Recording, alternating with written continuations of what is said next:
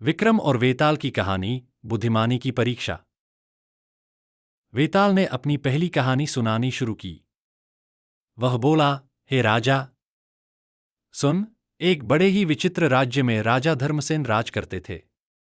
उनके 3 बेटे थे, वीरसेन, धर्मसेन और जयराज। तीनों होनहार और बहादुर थे। एक दिन उनके राज्य में एक सुंदर राजकुमारी का विवाह करने के लिए स्वयंवर रखा गया। राजकुमारी ने ऐलान किया कि जो सबसे अधिक बुद्धिमानी और साहस दिखाएगा, उसी से विवाह करेगी। वेताल ने राजा को रोककर कहा, अब ध्यान से सुन, इस कहानी में मुख्य सवाल छुपा है। तीनों राजकुमार स्वयंवर में पहुंचे। वीरसेन ने अपने अद्भुत युद्ध कौशल से एक शक्तिशाली राक्षस को हराया। धर्मसेन ने अपनी चिकित्सा विद्या से एक मरते हुए आदमी को नया जीवन दिया। और जयराज ने अपनी बुद्धिमानी से एक जादुई खजाना ढूंढ निकाला, जिससे पूरा राज्य धनधान्य से भर गया। अब राजकुमारी के सामने सवाल था कि वह किसे चुने।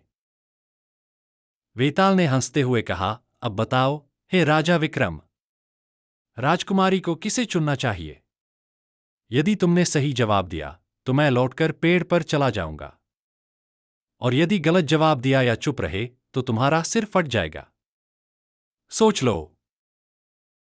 राजा विक्रम ने विचार करते हुए उत्तर दिया, वेताल, राजकुमारी को जयराज को चुनना चाहिए, क्योंकि उसकी बुद्धिमानी ने पूरे राज्य का भला किया।